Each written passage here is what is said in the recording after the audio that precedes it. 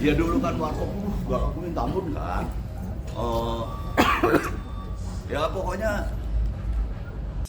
Halo Tribuners, Indro Warkop berbagi cerita tentang perjalanan karirnya bersama Warkop DKI sejak era tahun 80-an, di mana Warkop DKI selalu memberikan kritisi pedas kepada pemerintahan di zaman Orde Baru. Indro Warkop mengakui bahwa ia bersama dengan Dono Kasino seakan menjadi musuh dari pemerintahan. Bahkan jarang sekali Warkop DKI mendapatkan tawaran pekerjaan untuk menghibur di lembaga-lembaga atau instansi-instansi pemerintahan. Bahkan karena seringnya mengkritisi pemerintah, Indro mengaku kalau Warkop DKI sempat masuk ke dalam map kuning pemerintahan, yang artinya menurut Indro adalah Warkop DKI harus berhati-hati lagi dalam berkarya, karena kalau tidak nantinya pemerintah yang akan turun tangan memberikan sanksi kepadanya. Bagi Indro, dalam pemerintahan ada dua map, yaitu map kuning dan map merah, di mana map kuning itu adalah sebuah grup harus berhati-hati dalam berkarya, dan map merah bisa jadi orang yang dalam pantauan itu bisa hilang atau lain sebagainya. Bagi Indro, jika Warkop DKI sudah masuk map merah, maka ia bersama Dono dan Kasino akan hilang begitu saja. Berikut hasil wawancara bersama dengan Indro Warkop.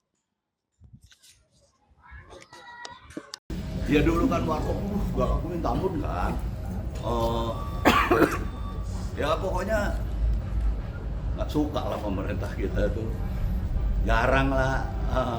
Sekarang kan kalau top pasti di instansi enak banget kan, ngabisin anggaran instansi kan. Dulu nggak ada warkop yang ngundang instansi, sama sekali nggak ada.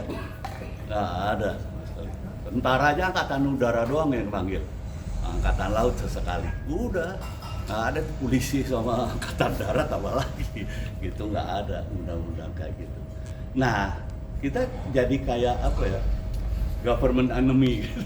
Kayak musuhnya pemerintah dulu gitu. Dan sementara kita justru kepengen berguna bagi bangsa ini. Gila, gue yang ngidupin majikan gue rakyat semua loh, yang nonton film saya kan rakyat, ya kan, rakyat. Kita harus bawain suara rakyat gitu. Kita harus berani lah, kalau enggak ya kalau kita duit dari rakyat kita nggak ada. Coba kalau kita jadi DPR harus mikir gitu tuh. Sekarang dia minta disebut yang terhormat, dia nggak hormat sama kita yang nggak gaji. Gitu kan. Ya kan, makanya yang kurang ajar harus. Jadi itu sebetulnya. Nah, sementara dulu kan keras banget ya, ada Pangkokamtib, Panglima Komando Keamanan dan Ketertiban. Di bawahnya ada lagi tuh, ada Laksus Pelaksana Khusus. Waduh, itu banyak yang hilang dari situ tuh. Nah, kebetulan saya se-ART kan sama Pak Dono. Beliau di Jalan Borobudur nomor 4, saya nomor 8. Dia nomor 5, saya nomor 8, Prambors di nomor 4. Nah, kan ajudannya anak muda, apalagi dulu ada penyanyi pengarang namanya Kai Hatu juga, Chris Kai Hatu. Nah, ini juga belum Frans Kai Hatu. Itu sempat pang daerah ya. Nah, dulu kan masih apa ya, letnan apa kapten. Dia suka, ya namanya anak muda, nongkrong anak muda. Dia suka kasih itu, hati-hati, alipung nama sudah ada di map kuning itu. Kalau di map kuning itu bahaya tuh, katanya, karena diperhatiin banget tuh gitu. Kalau map merah kayaknya hilang. Kayaknya ya, kayak gitu. Tapi selain masuk ke map kuning itu, mungkin ada ancaman-ancaman juga nggak sih, Pak De? Kan Warkop kan Warkop itu kritisnya kan juga cukup parah. Apapun dari dulu.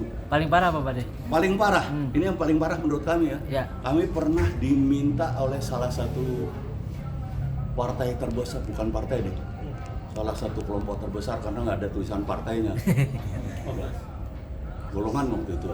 Kuning. Oh iya. Itu ini teror terbesar menurut saya. Untuk 1 bulan keliling untuk kampanye, kami mau dibayar 1 M tahun 82. 1 M. Kita tolak. Itu menurut kami teror terbesar. Kenapa itu? Kenapa dianggap teror terbesar? Ya teror terbesar lah, kita mikir, anjing duit itu 1 M loh. Ya kan? Berarti satu orang kan kalau kita bertiga 325 lah. Ya kan? Bayangin lah. Sementara rumah termahal di Jakarta waktu itu kita ambil survei itu 200 juta. Itu di Permata Hijau, belum ada Pondok Indah. Belum ada, masih Permata Hijau tuh. Rumah gede-gede apaan, nggak tahu 1000 meter lebih. 200 juta. Kita punya 300 juta. Waduh, nggak gila. Iya. Ya kan? Gitu sih sebetulnya. Kalau yang mau diancam dibunuh, wah udah banyak deh surat kaleng. Ada surat pakai cap tangan nih, pakai darah. Bener pernah itu. Om, setelah kartun ini mau ada bentuk apa lagi warkop? Apakah akan Jangan lupa subscribe ya.